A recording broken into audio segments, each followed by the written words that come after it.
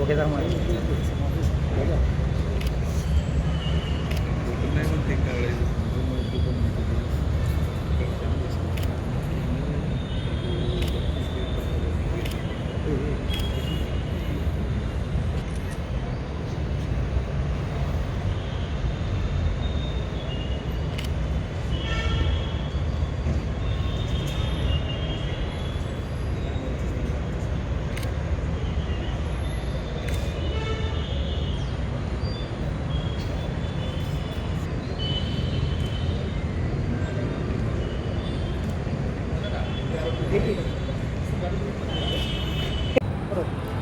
आज रोजी सांगली जिल्ह्यामध्ये एक चांगली ड्रग्सची कारवाई झालेली आहे।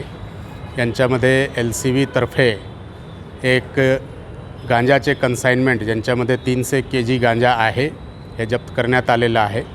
यांच्यामध्ये मिरज ग्रामीण पोलीस स्टेशनमध्ये गुन्हा दाखल करण्यात आलेला आहे आणि या प्रकरणामध्ये एक आरोपी ताब्यात घेण्यात आलेला आहे।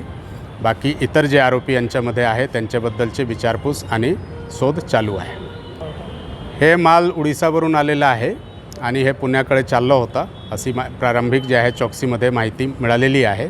अजून यांचे तपास चालू आहे।